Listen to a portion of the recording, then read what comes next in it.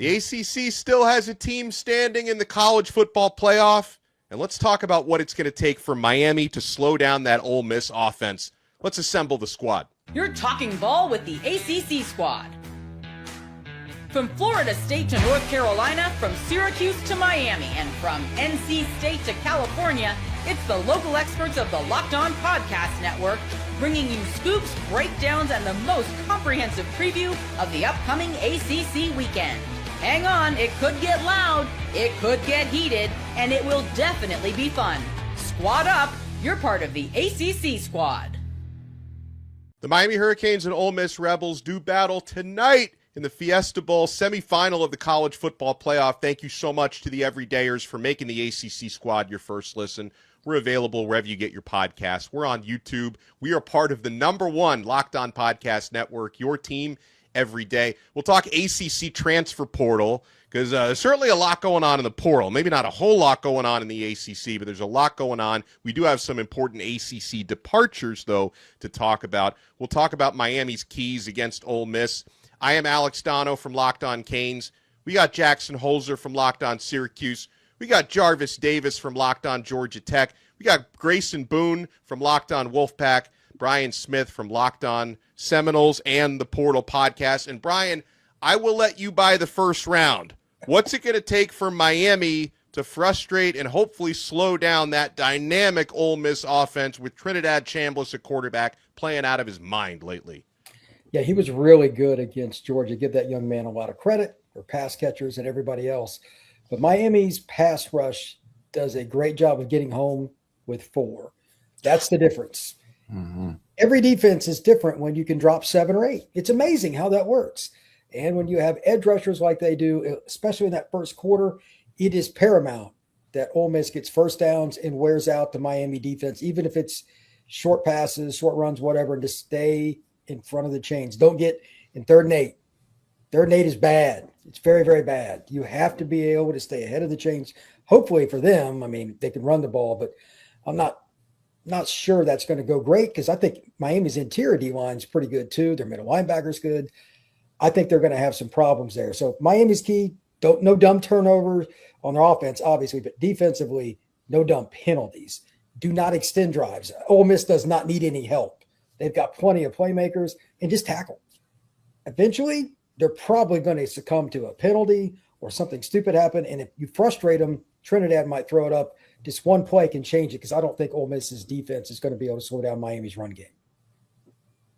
I think one of the things for me is that this is one of those games where Carson Beck can really elevate his draft status because going into when he was at Georgia, going into that season, he was projected to be the #1 overall pick, and he proceeded to just crap it down the bed throughout the entire season. I'm just like, bro, well, you just fumbled in the bag like no other. But I think this game is going to be a good opportunity for him to kind of really take that status because he's good for one of those unexplainable games. I know you know he's had some this year.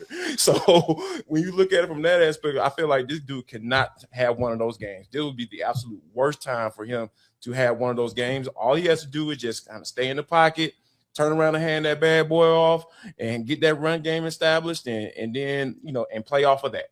And I think the Canes will be fine. But yeah, man, Beck has a big opportunity right here to kind of really get that bag back, so to speak.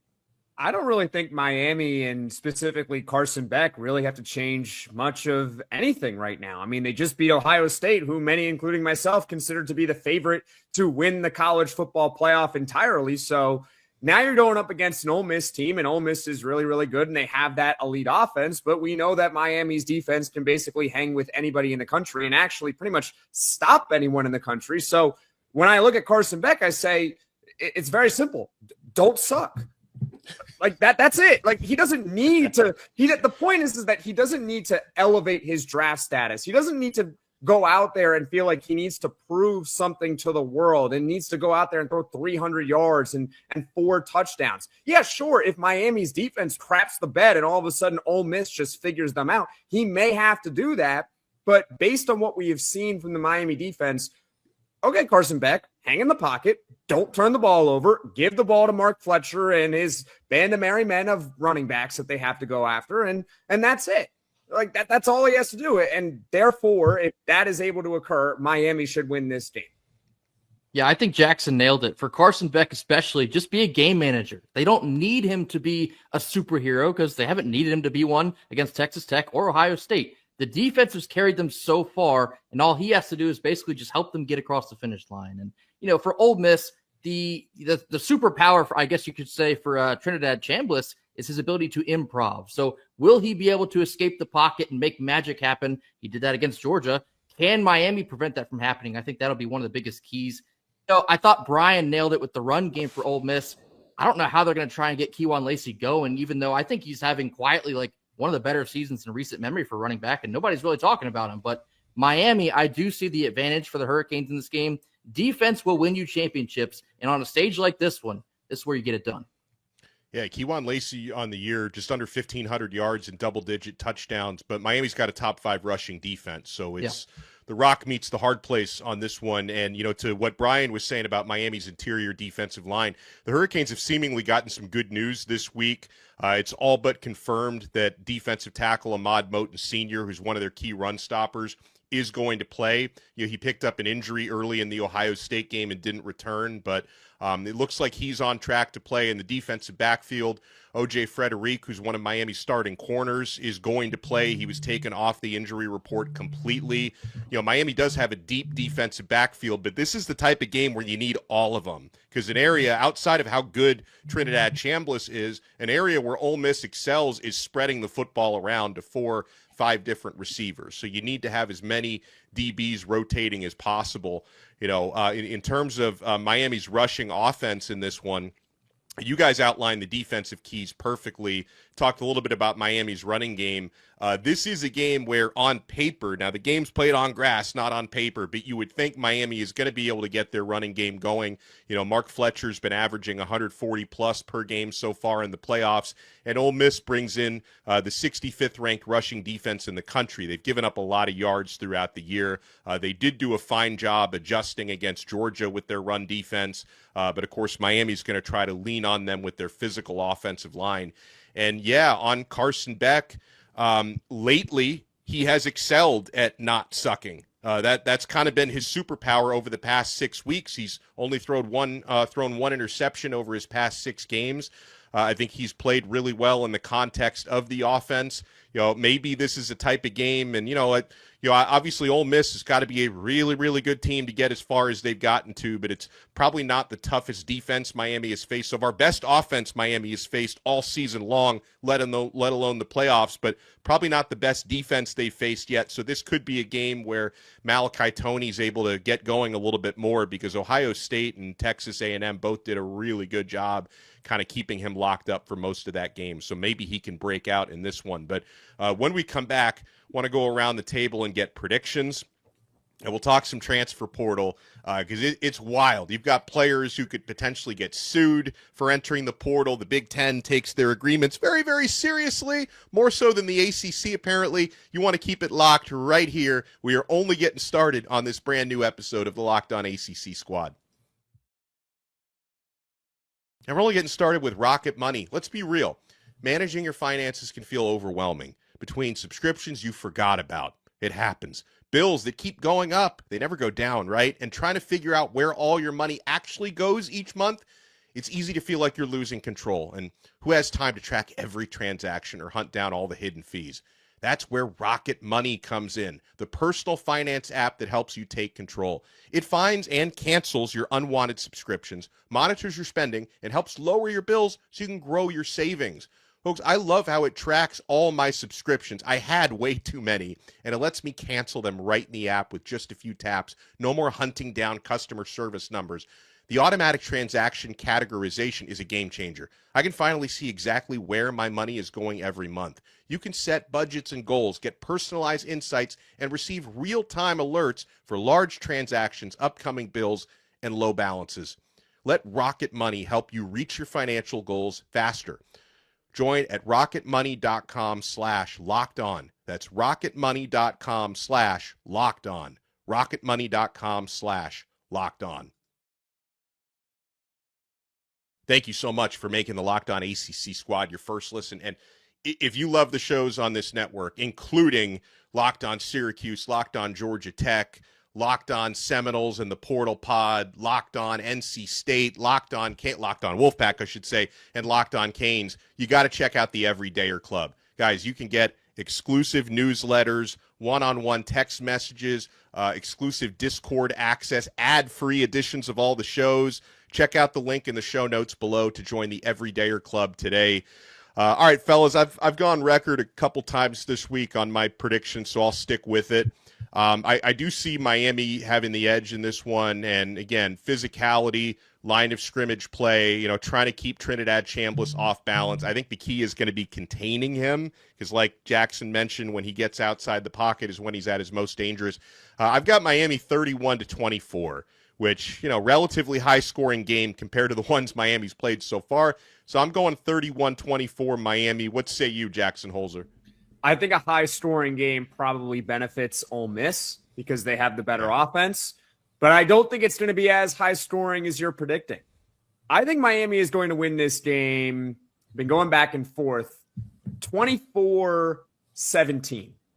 That's what I'm going with. I think that it's going to be low-scoring enough to where Miami's offense is going to be able to do enough against that Ole Miss defense, which is pretty susceptible. And Miami's defense against a very good Trinidad Chambliss and that offense is just going to be able to hold it down enough, just enough, by enough time for Carson Beck to make, look, I said he doesn't need to suck, but also he's going to be called upon to make one or two throws in this game, and he's going to be able to make those one or two throws, and Miami wins this game. I think it's going to be 21-17 Miami. And like one thing when it comes to football, especially when you get into the playoffs and start getting deep into it and getting close to the championship game, there's going to come a time where something's going to happen where you're not used to. Miami's probably going to feel like they're going to get scored on early. And I think Carson Beck is going to have to make a play early, and then they'll end up finishing it out, because the one thing that I love about this football team is the fact that Ruben Bain and all these guys, man, they're hard hitting, coming down, smacking folks, and I don't see a flag nowhere coming around, and they letting them play football. That's old school football to me. And I think that when in today's world where nobody wants to touch anyone, everybody just want to kind of wrap each other up and throw each other on the ground, and they want to throw all these flags and all that stuff, I feel like Miami is just – it just lets you know these guys are being coached like crazy, and these guys are getting after it, man. So, yeah, I think that's going to happen. But ultimately, though, I feel like Carson Beck is going to have to make a play to turn this game so that it can work out in the defense's favor. Give me Miami 28-23, and Malachi Tony's going to have 2 touchdowns. Defense will be the reason. Wow, that's straightforward.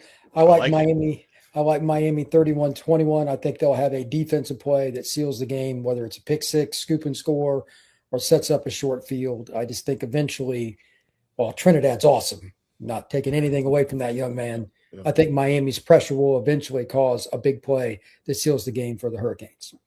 Man, I love, there's so many storylines in this game, and obviously in the other bracket, Indiana's a tremendous storyline as well. But you think about, Miami's the team that, I didn't expect them to get in on that selection day. I thought, they're going to get snubbed. Notre Dame's going to get in. Miami isn't. A lot of people thought they shouldn't have gotten in, and they just knocked off the defending champs. Gosh, you talk about storylines. Ole Miss had their head coach walk out on them right before the playoffs and poach assistant coaches and try to tamper with players that were on that roster to bring them to LSU. And yet they've gotten as far as they have, and they just knocked off Georgia. So, just incredible storylines for both of these teams. And, if Miami does win this game, they would essentially be hosting the championship game. It's another goal. They'd be playing at Hard Rock Stadium on January 19th, so that's more incentive for Miami. But Jarvis, I want to pick up on something you were talking about with the physicality, because something I've noticed throughout these playoffs. Now, I'm not a big fan of ACC referees, as you guys may know, and Miami has never had ACC crews in the playoff because you always get neutral crews. And I have noticed crews from the Big 12, the SEC, they let them play a little bit more. So think that's benefited because I'm used to watching Miami and there's 12 flags getting thrown, probably 20 in total, 12 on Miami. You're not seeing a whole lot of flags, and I think that's helped Miami thrive a little bit more, that they're not getting called for all the ticky-tack stuff. Absolutely, man. And when you think about it, like, these guys are playing some good ball, man. They're playing good football, and like I said, with what's going on in today's game and the wussifying of football, that's what I call it. I think that the Big Ten, the SEC understands it, right? Because guys are bigger, faster, stronger. I think there are a lot of numbers to back that up. When it comes to who comes out of the conference, as far as going to the NFL, and you even look at the NFL in the playoffs, they let guys play a little bit more too. So I don't mind that mindset, right? Because you want the best team to win. You don't want the referees to have an effect on the game because they call targeting and the guy is out for in the first quarter and the guy's out for the rest of the game. You don't want to see that. That happened in the Georgia game. So for me, I love the fact that they're allowing them to play, because ultimately the best team is going to win. Yeah. Well, I want to shift over to the transfer portal. And so let me start with the man I refer to as the recruiting overlord and the portal overlord, the host of the Portal Pod, and Brian Smith, who's also the host of Locked On Seminoles. Ed, all right, so Brian, you're going to make history on this episode because you are the only human being who either covers or roots for Florida State who's actually a fan of the quarterback that they just picked up to be their starter in Ashton Daniels. It's like, I mean, I have way too many Florida State fans on my X timeline, and they're all complaining about Ashton Daniels. I mean, you're actually a fan of this move. Why? A couple of reasons. Number one, I am biased. I know him from his high school days. He played at Buford up there in Jarvis's territory. Mm-hmm. Really good kid. Went to Stanford, got completely hosed because he didn't play with a very good team. Transferred to Auburn, sat behind Jackson Arnold for most of the year, which was a terrible decision on Auburn's part. That guy just stinks. But when he finally got unshackled, got put in the lineup, and Hugh Freeze was gone, he could actually throw and run. He had 100-plus yards rushing against Bama and Vandy, had 250 against Bama throwing, and over 300 against Vandy. He could throw it, and he's the kind of guy you want on your team from a leadership standpoint. He's an elite student. He won't cause any problems. And here's the big one in today's world. He will be a hell of a lot cheaper than a lot of other guys. Like Lagway, the numbers that he wants and stuff like that. Bye. See you later. I don't know. Jarvis can take him up there at Georgia Tech. I know they love paying people big dollars up there at Tech. I don't think that would be a good idea for him. I don't know. DJ Lagway up here talking about Cam Newton comparisons, Gus Malzahn. I was like, oh yeah, what the hell was that? No, sir. That was so hilarious. Absolutely not. You will not. Gus Malzahn, like so when he visited Florida State, and allegedly Gus Malzahn is like, hey, you remind me of Cam Newton. And then the next day they signed Ashton Daniels. I mean, I'm behind Florida State didn't offer him a blank check. No. What are we doing here if this guy's Cam Newton? Yeah, it must be two Cam Newtons. Yeah, it got to be. It got to be because until you've met Cam and shaking his hand, like that's not a normal human being. I've been around both. Cam's different. I think people are starting to really figure out what DJ Lagway actually is, because look at the teams that are still in on him. Baylor, like he's not the team is starting to go down now. He's just like, I don't know. His number, Jarvis, unless you're going to chip in for somebody, his number pretty high. I don't know where he's going. Brian, what's his number? I've just been told it's very high. I'm guessing it's north of 3. Who is paying him that? Let me tell you the team that will. Nobody. That's why he's still there. Nobody Tech. It's like he's hurt all the time. When's he been healthy? Yeah. No, he's not even good. Kid. Great guy, but he's never healthy. Yeah. He's not good. Yeah. that's another issue. That's a part of it too. Actually, he sucks. LSU, the guy was blind.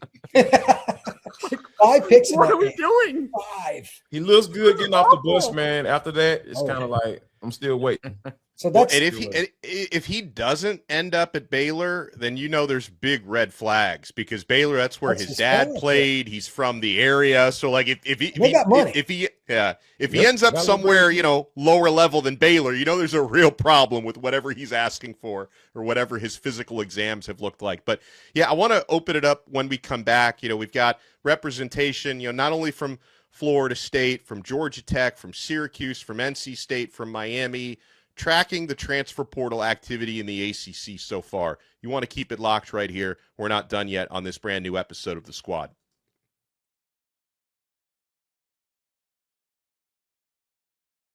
Thank you for making the ACC Squad your first listen. And make sure for your next listen or your next listens, you check out all of our other shows.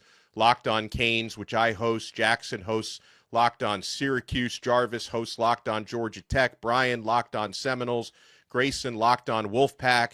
And all right, when it comes to transfer portal outgoings and incomings, and there's more outgoings because, it's easier to leave and then it takes a while to do your visits and stuff. But I think I'll let Jarvis buy the first round on this one, because there have been a lot of outgoings at Georgia Tech, that's for sure.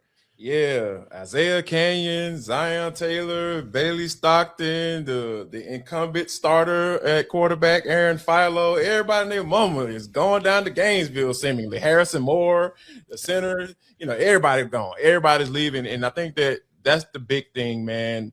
And I said this on our show when Caleb and I were talking about this, like, I don't think you're setting yourself up for success if you go into this portal window without an offensive coordinator.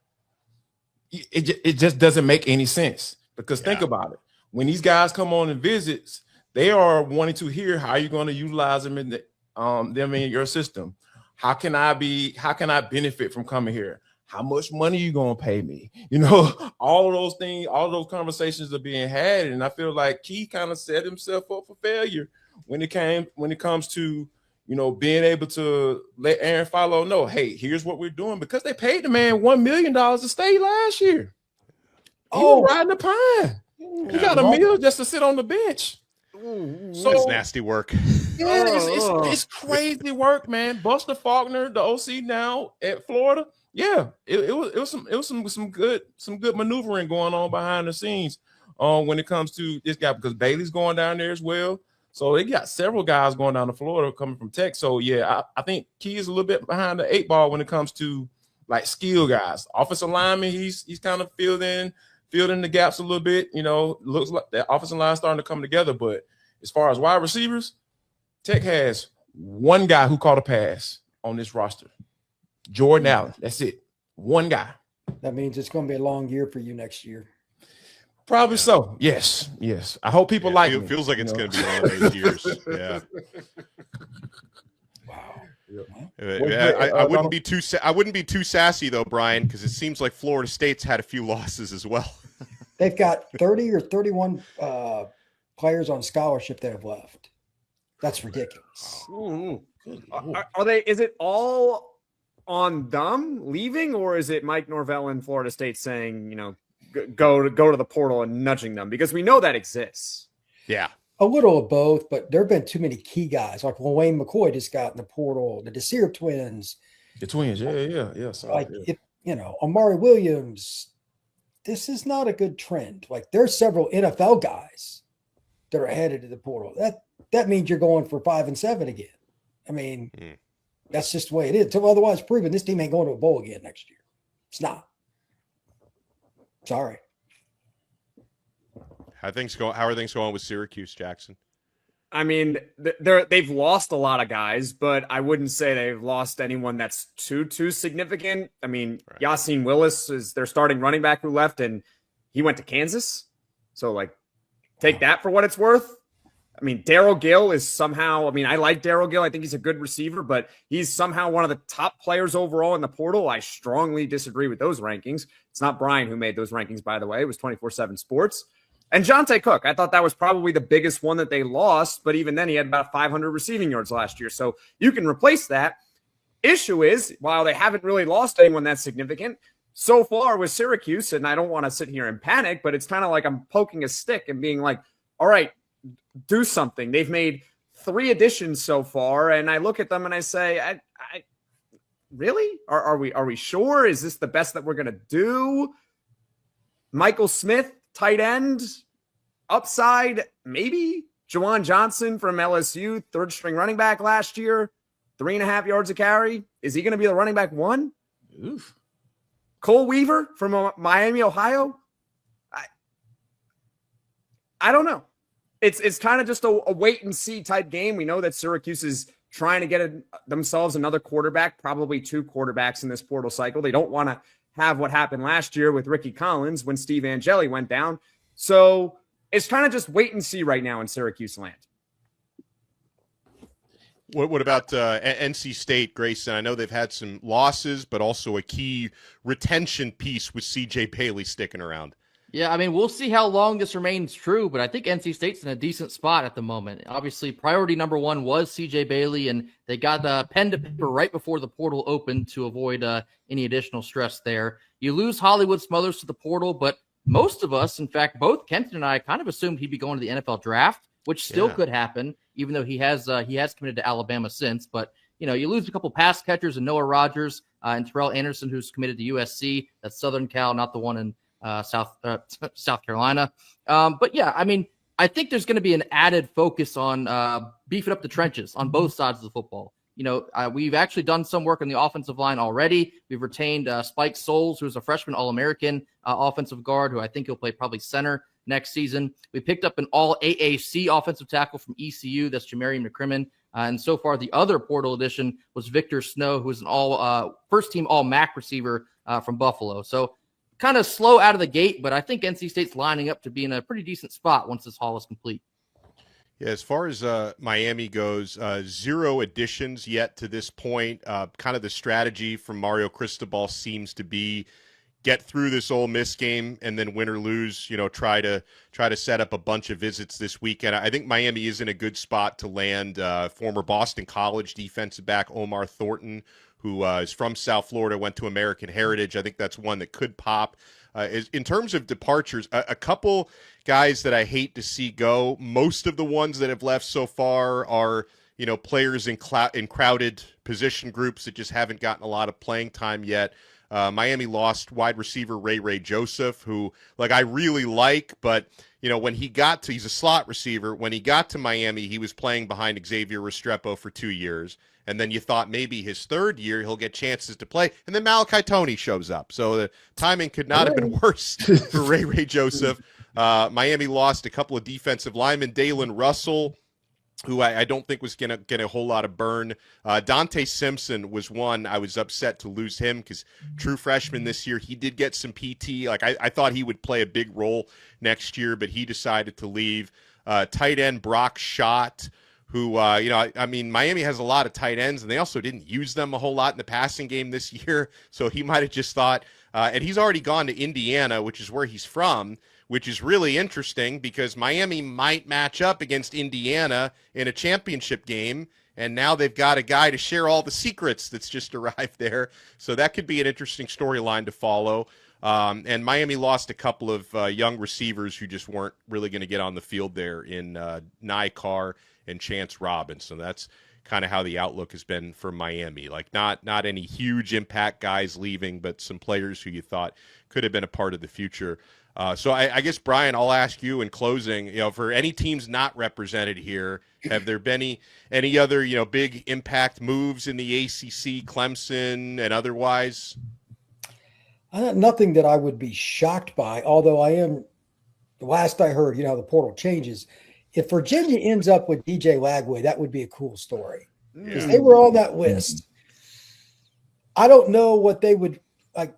If anybody here knows something that I don't, they're not big NIL here. No. How would that happen? Why was he visiting in the first place? I would say, Brian, the only reason market is probably clout. Yeah, I was going to say they have to start spending to compete with Virginia Tech and James Franklin now if they keep it up with the Joneses. If they don't, Virginia's going to get run over because Tech allegedly got some donations and stuff like that. That could go bad. Clemson finally got somebody that was decent. I saw that. But until they get 5-6 guys, I'm not going to pay attention much to Clemson with the portal. They got to prove it to me. I'm sorry. Boston College, not buying it. not buying it at all. Then you got Jarvis up there at Georgia Tech, like they're just acting like they don't have any money. They just got 2 donations. I got some money, man. All these rich engineers that went to that school. Yeah, I know. They go up there in Atlanta, Jarvis. You need to get on them because that's just not acceptable. Especially man. I told them they didn't need to let me recruit, for a nice fee. I ain't small. Now they're going to pay you. Yeah. They're not even paying the players, but they're going to pay. Hey, well, the agent's got to get something. The middleman's got to get something for that. Exactly, so man. You need an agent, a middleman. The most important person in this country, man. Come on now.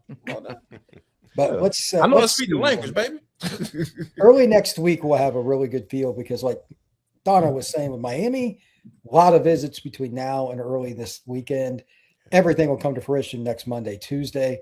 If you think it's wild now, wait till the nitty gritty gets to it, especially with the linemen, which there are very few in the portal. Like like Jackson, like you guys are screwed automatically. We're screwed. Yeah, you're not we getting need linemen, and there's nobody there. But, yeah. Syracuse is done, but that's Tech got all of them seemingly. Yeah, there's just a handful of schools that are willing to pay. Like if you're not paying $1 million or more for a defensive tackle that's just a solid player, it's over for you. Like you have to drastically overpay. Most schools just don't want to do it. Yeah, well, we appreciate everybody for making Locked On ACC, the squad, your first listen.